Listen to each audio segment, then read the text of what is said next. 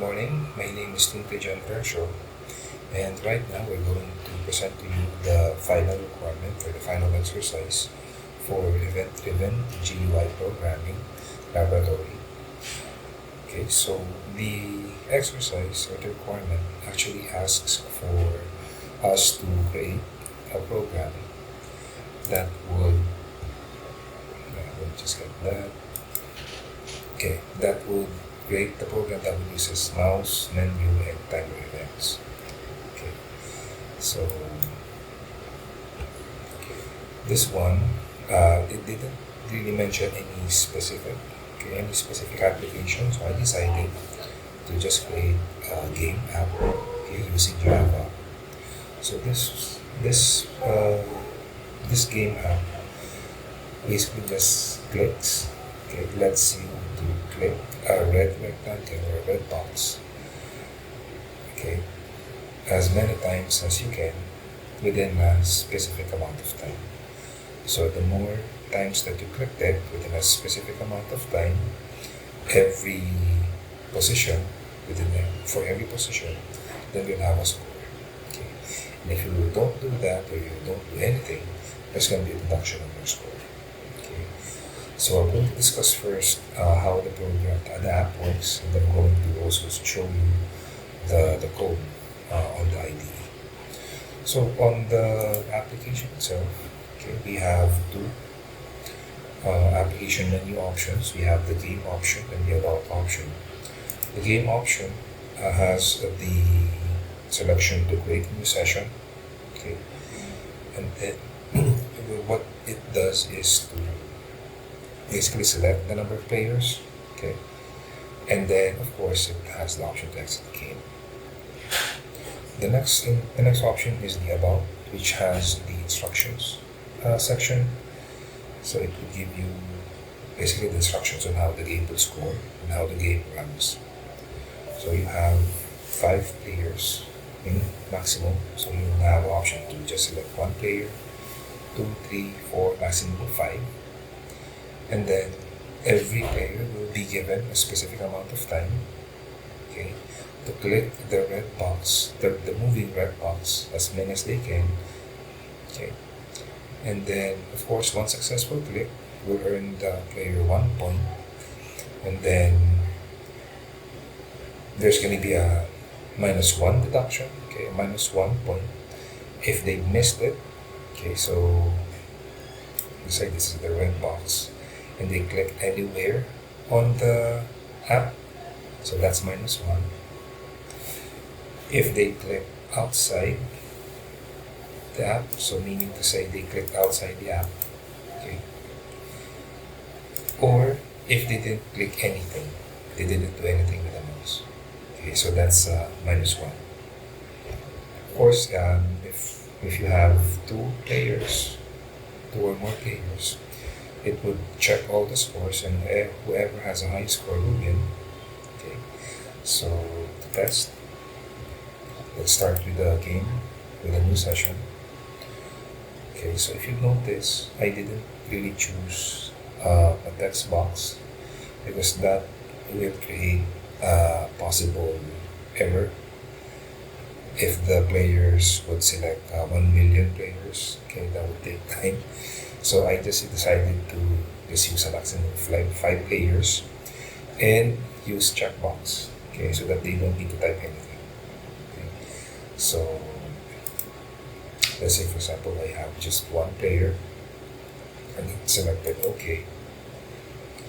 The expectation is, once I selected that, there's going to be this box confirming that the number of players will be set, the scores will be reset, okay, and then once you confirm that, the first player will now have the option to start the turn. Okay, so let's test start the turn. So if you notice, even if I don't click on anything, it's counting down, and then the score is -5 because I'm not doing anything. But if I click, you'll notice that there's going to be a point every time. Okay, so this one gave me 5 points. And then since I'm the only player, then it will give me as the winning. Okay. But let's say, for example, I have 2 players in the session. But actually, one thing that, okay, so let's start a new turn. So let's say, for example, I have this. Okay, I'm not clicking anything. And then I decided to create a new session. The expectation is it would stop, give me the box to select new players. Okay. And then basically start over again without the countdown running down. So if you notice, the scores have been reset and the player has been reset as well. Okay, so yeah, that's basically. So you have the players would have the option to not just wait until the countdown runs down. They have the option to start a new session even if it's still running. So new session, 2 players. Let's test. Okay, player 1 start. So if you notice, okay, clicking outside the app, clicking up the red box, and then clicking on the red box itself.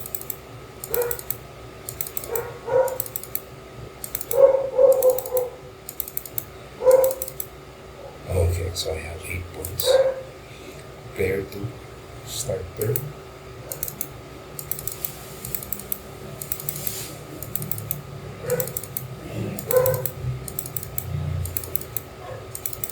So it's quite easy, but it's actually challenging because I'm not really sure where the box is. Can be on the app, but this one, 29 points.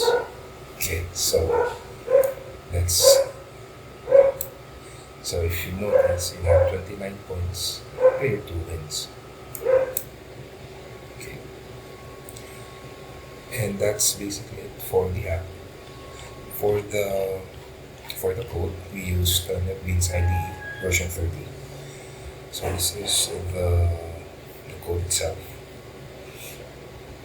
We have the multiple game variables just to be sure that everything is going to be captured.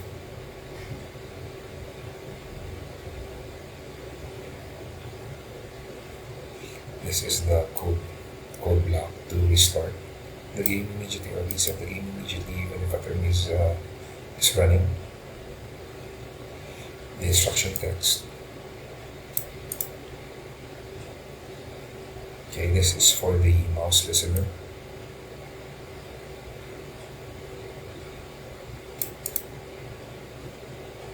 So of course, if the player is able to click on the red box, there's going to be a hit, there's going to be a score technically. And then if they don't, then of course there's going to be a deduction. So if you notice, there are 3 deductions: a miss, outside click, and if there's unresponsiveness detected, or there's no click that was detected.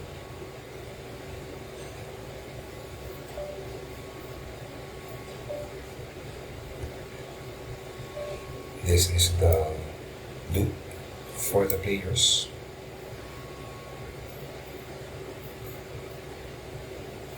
Okay.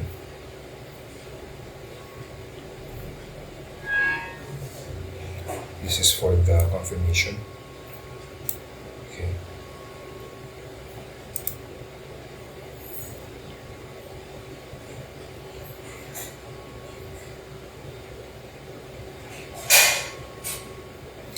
The logic for the scores, real-time update, the announcement of the winner, and this is the logic for the moving red box.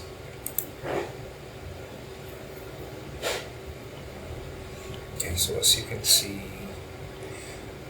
actually it was initially created very simple goals, but when I tested the app, there's a lot of things that we need to address, because initially it was with a text box for the select players. But of course, for this kind of application, we would need to make sure that errors would be minimized as much as possible. And since this is a click app, we need to also make sure that every click is captured.